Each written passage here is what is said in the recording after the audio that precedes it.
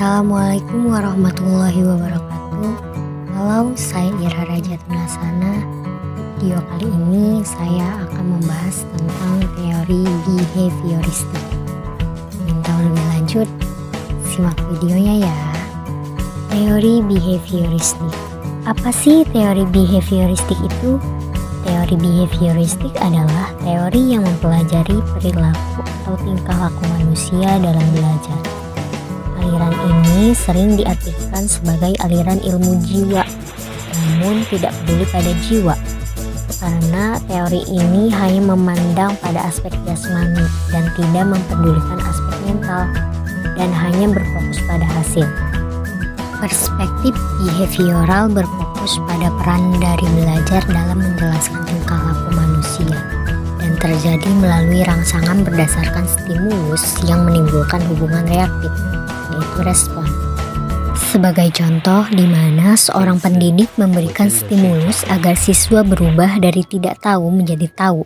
Pada saat siswa memperhatikan guru dan bisa menjawab, maka diberikan sebuah reward atau hadiah. Sebaliknya, jika siswa tidak memperhatikan dan tidak bisa menjawab, maka akan diberikan sebuah punishment. Stimulus berfungsi agar mendapatkan respon dari siswa, yaitu berupa perubahan perilaku. Jadi teori ini lebih menekankan pada faktor lingkungan, perubahan tingkah laku, dan bersifat mekanis. Teori behavioristik menurut para ahli. Yang pertama yaitu ada John B. Watson, terkenal dengan teori behavioristik klasik, di mana menurut Watson, stimulus dan respons harus berbentuk tingkah laku yang bisa diamati. Watson mengadakan percobaannya terhadap Albert, bayi berusia 11 bulan. Pada awalnya, ia menempatkan tikus, beberapa hewan, dan benda dengan bulu di atas meja, tepatnya di depan Albert. Ia bereaksi dengan rasa ingin tahu dan tidak ada tanda-tanda ketakutan. Watson kemudian membuat suara keras di belakang Albert dengan memukul-mukul batang baja dengan palu, sambil menunjukkan tikus. Alhasil, Albert menangis sebagai reaksi terhadap kebisingan ini ditunjukkan sebagai pengondisian. Setelah periode pengondisian, Albert kembali menangis sebagai respon takut terhadap tikus, bahkan tanpa diiringi suara keras. Ketika diberikan hewan-hewan lain, Albert juga merespon dengan berbagai tingkat ketakutan meskipun tidak diiringi suara keras. Sampai pada akhirnya Albert mengalami gangguan kepribadian dan fobia terhadap benda berbulu dan sebagian besar hewan, khususnya tikus putih. Sementara penelitiannya menilai itu sebagai sebuah keberhasilan. Meski Albert sang kelinci percobaan Watson telah mengalami trauma, sayangnya Watson tak pernah sekalipun berusaha untuk menyembuhkan Albert. Dengan kata lain, Watson mengabaikan berbagai perubahan mental yang mungkin terjadi dalam belajar dan menganggapnya sebagai faktor yang tidak perlu diketahui. Bukan berarti semua perubahan mental yang terjadi dalam benak siswa tidak penting ya. Semua penting. Akan tetapi faktor-faktor tersebut tidak bisa menjelaskan apakah proses belajar sudah terjadi atau belum. Selanjutnya ada Ivan Pavlov, dikenal dengan teori pengondisian klasik yang menggambarkan proses pembelajaran melalui asosiasi stimulus dari lingkungan dan bersifat alamiah. Untuk menyusun teorinya, Ivan Pavlov menggunakan anjing sebagai bahan eksperimennya. Dalam eksperimennya, Pavlov menempatkan sinyal netral untuk mendapatkan refleks secara alami. Sinyal netral yang dimunculkan berupa suara nada tertentu.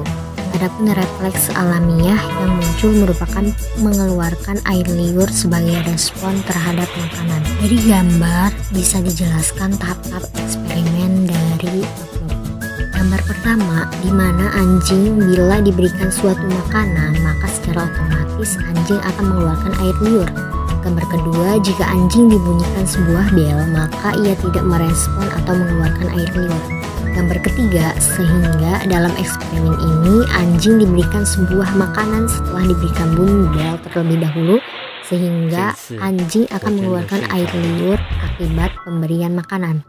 Dan gambar keempat, setelah perlakuan ini dilakukan secara berulang-ulang, Maka ketika anjing mendengar bunyi bel tanpa diberikan makanan, maka otomatis anjing akan memberikan respon berupa keluarnya air liur dari mulutnya. Jadi, belajar menurut teori ini adalah suatu proses perubahan yang terjadi karena adanya syarat-syarat yang menimbulkan reaksi. Dan yang terpenting dalam belajar menurut teori ini adalah adanya latihan dan pengulangan. Selanjutnya ada Edward L. Thorndike, dikenal dengan teori Law of Effect atau koneksionisme. Belajar merupakan proses pembentukan koneksi-koneksi antara stimulus dan respon. Teori ini disebut dengan teori SR. Dalam teori SR dikatakan bahwa dalam proses belajar pertama kali organisme, hewan, atau orang belajar dengan cara coba salah atau trial and error. Kalau organisme berada dalam suatu situasi yang mengandung masalah, maka organisme itu akan mengeluarkan serentakan tingkah laku dari kumpulan tingkah laku yang ada padanya untuk memecahkan masalah itu. Berdasarkan pengalaman itulah, maka pada saat menghadapi masalah yang serupa, organisme sudah tahu tingkah laku mana yang harus dikeluarkannya untuk memecahkan masalah. Ia mengasosiasikan suatu masalah tertentu dengan suatu tingkah laku tertentu. Sebagaimana percobaan yang dilakukan oleh Thorndike, di mana seekor kucing yang lapar ditempatkan dalam sangkar berbentuk kotak beruji yang dilengkapi dengan peralatan seperti pengungkit, gerendel pintu, dan tali yang menghubungkan pengungkit dengan gerendel tersebut. Peralatan ini ditata sedemikian rupa sehingga memungkinkan kucing tersebut memperoleh makanan yang tersedia di depan sangkar tadi. Keadaan bagian dalam sangkar yang disebut puzzle box itu merupakan situasi stimulus yang merangsang kecil untuk bereaksi melepaskan diri dan memperoleh makanan yang ada di muka pintu. Mula-mula kucing tersebut mengeong, mencakar, dan berlari-larian, namun gagal membuka pintu untuk memperoleh makanan yang ada di depannya. Akhirnya, entah bagaimana secara kebetulan kucing itu berhasil menekan pengungkit dalam kandang itu sehingga kandang itu terbuka. Sejak saat itu, kucing akan langsung menginjak pengungkit kalau ia dimasukkan dalam kandang yang sama. Nah, dari eksperimen Thorndike akan didapati dua hal pokok yang mendorong timbulnya fenomena belajar. Pertama, keadaan kucing yang lapar. Seandainya kucing itu kenyang, sudah tentu tidak akan berusaha keras untuk keluar. Bahkan barangkali ia akan tidur saja dalam puzzle box yang mengurungnya. Dengan kata lain, kucing itu tidak akan menampakkan gejala belajar untuk keluar. Sehubung dengan hal ini, hampir dapat dipastikan bahwa motivasi seperti rasa lapar merupakan hal yang sangat vital dalam belajar.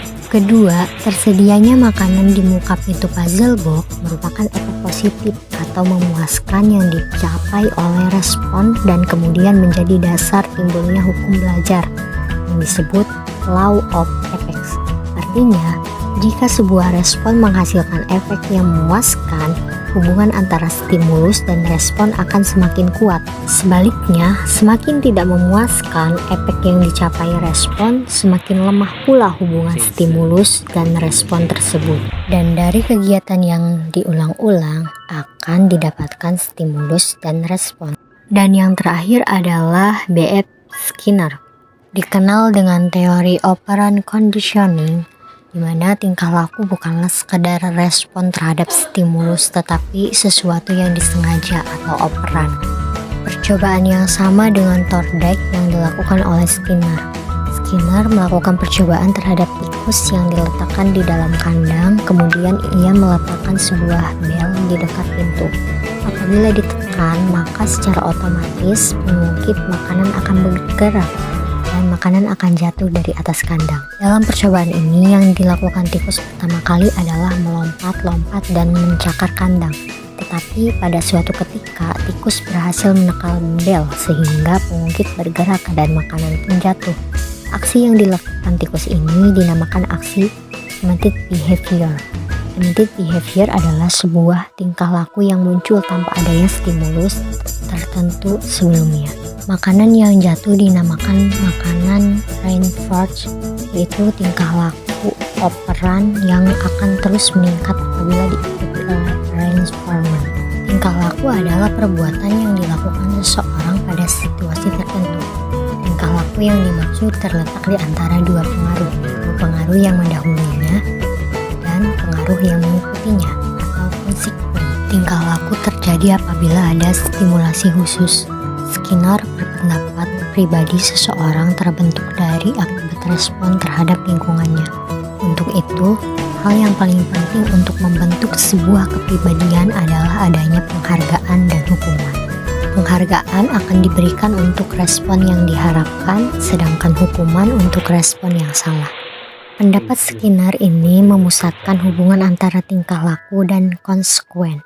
Contoh, jika tingkah laku individu segera diikuti oleh tingkah laku menyenangkan, individu akan menggunakan tingkah laku itu lagi sesering mungkin. Dari penjelasan itu dapat diambil kesimpulan bahwa operant conditioning merupakan teori belajar yang menjelaskan bahwa sesuatu yang diikuti oleh konsekuensi yang menyenangkan akan cenderung diulang-ulang. Baiklah, mungkin itu saja pemaparan terkait dengan teori behavioristik. Semoga bermanfaat. Assalamualaikum warahmatullahi wabarakatuh.